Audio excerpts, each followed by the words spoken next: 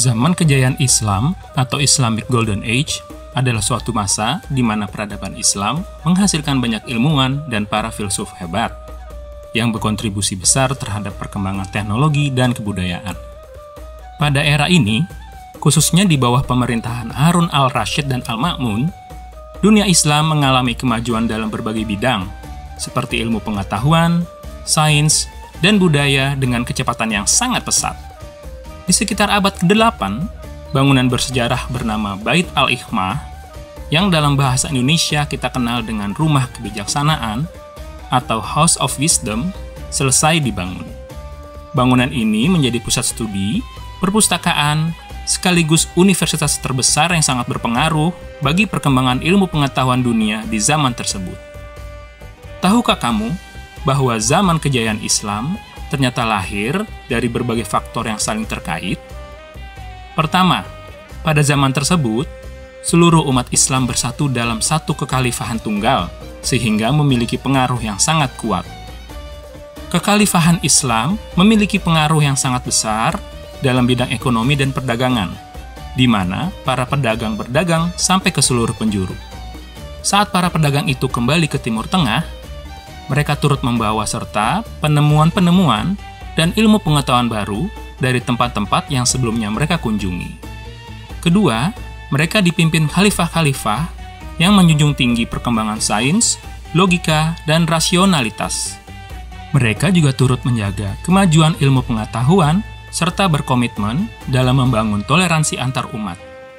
Khalifah pertama dinasti Umayyah, yaitu Muawiyah ibnu Abu Sofyan misalnya, ketika memperluas wilayah sampai ke daerah Transjordania dan Syria, menemukan banyak manuskrip kuno dalam bahasa asing di kota Damaskus yang merupakan warisan dari perkembangan ilmu pengetahuan di Yunani dan Romawi.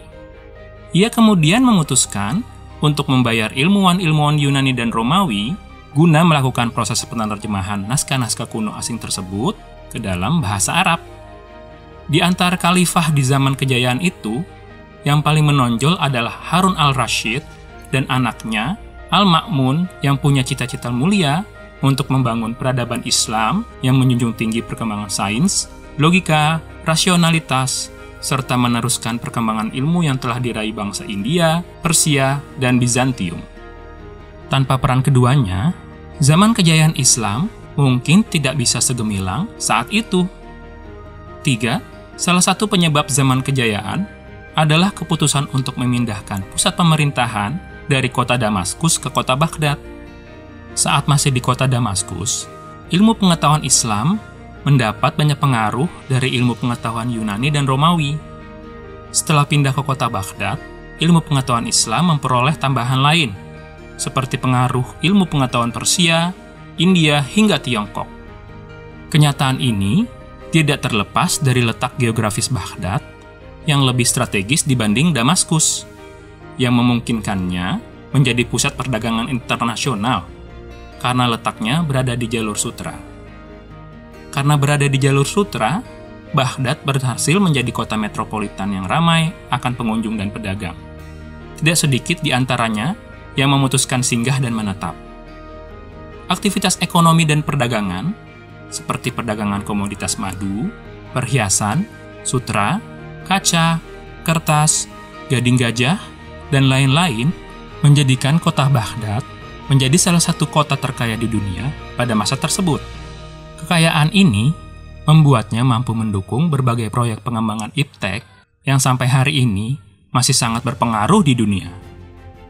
Melalui interaksinya dengan Tiongkok, baik melalui perdagangan dan perang, dunia Islam memperoleh akses terhadap teknik pembuatan kertas dari Tiongkok, yang nantinya akan mempermudah dan mempermurah proses penyebaran ilmu pengetahuan.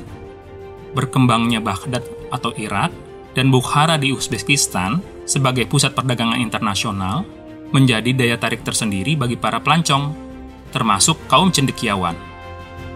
Hal ini turut mempengaruhi munculnya para ilmuwan jenius dari dunia Islam, yang nantinya akan melahirkan berbagai macam karya yang sampai sekarang masih kita gunakan. Ilmuwan-ilmuwan ini antara lain adalah Ibnu Sina atau Avicenna, seorang polimath jenius dari Uzbekistan, yang namanya menjadi terkenal karena mendalami berbagai ilmu pengetahuan, baik filsafat, kedokteran, astronomi, dan lainnya. Salah satu mahakaryanya yang terkenal adalah di bidang kedokteran yang berjudul Al-Qanun fi al-Tibb atau The Canon of Medicine. Karya ini sangat berpengaruh dan menjadi salah satu buku terpenting bagi mahasiswa kedokteran di penjuru Eropa, khususnya di abad pertengahan hingga abad ke-18. Tidak mengherankan jika di dunia medis, Ibnu Sina sering dianggap bapak pengobatan modern awal, bersama dengan ilmuwan lainnya seperti Hippocrates dari Yunani. Ibnu Sina memang merupakan ilmuwan yang sangat hebat. Namun selain dia, masih banyak ilmuwan-ilmuwan hebat lainnya dari zaman kejayaan Islam. Siapa sajakah mereka? Apa pengaruhnya bagi peradaban dunia? Dan kira-kira, apa yang menyebabkan zaman kejayaan Islam ini berakhir?